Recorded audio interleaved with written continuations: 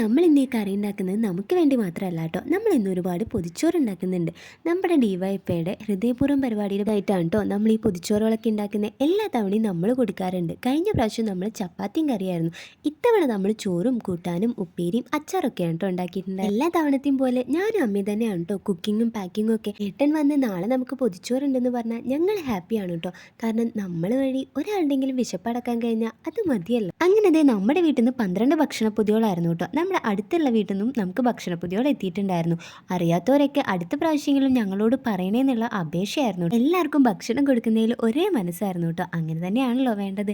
അങ്ങനെ നമ്മുടെ പാക്കിംഗ് ഒക്കെ കഴിഞ്ഞിട്ടുണ്ട് കേട്ടോ. അത് കളക്ട് ചെയ്യാൻ നമ്മുടെ ഏട്ടന്മാരും എത്തിയിട്ടുണ്ടായിരുന്നു. ഈ ഭക്ഷണപ്പൊതിയൊക്കെ നേരെ പോകുന്നത് നമ്മുടെ പാലക്കാട് ജില്ലാ ഹോസ്പിറ്റലിലേക്കാണ് കേട്ടോ. എൻ്റെ വീട്ടിലായിരുന്ന ടൈമിൽ എനിക്ക് ഇങ്ങനെ ഒരു പരിപാടി ഉള്ളത് പോലും അറിയത്തില്ലായിരുന്നു കേട്ടോ. എന്തായാലും നമ്മൾ ഹാപ്പിയാണ്.